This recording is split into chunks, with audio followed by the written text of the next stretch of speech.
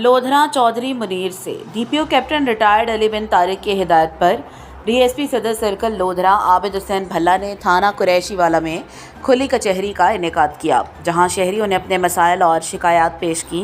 DSP सदर ने शहरियों के मसाइल तफसील से सुनने के बाद मुतालिक अफसरान को फौरी हल के अहकाम जारी किए। इस मौका पर ऐसे तो थाना कुरैशी वाला चौधरी नईमुर रहमान मेओ, मलिक अख्तर घलू रीडर, चौधरी राशिद मुहर्रर और पुलिस अफसरान और अहलकार भी मौजूद थे। DPO Lodhra captain retired Ali bin Tariq ने हिदायत जारी करते हुए कहा, पुलिस अफसरान अवामी खिदमत के जज्बे के तहत अपनी जिम्मेदारियां अदा करें। थानों में आने वाले हर शहरी के साथ हुस्न सलूक को यकीनी बनाया जाए। उन्होंने कहा कि शहरियों के एतमाद को बहाल रखना पुलिस की बुनियादी जिम्मेदारी है, जबकि ज़िला भर में खुली कचहरियों और कम्यूनिटी पुलिसिंग इक़दामात को मज़ीद मौसर बनाया जा रहा है ताकि अवाम को बर वक्त इंसाफ और बेहतर पुलिस सर्विसेज फराहम की जा सकें।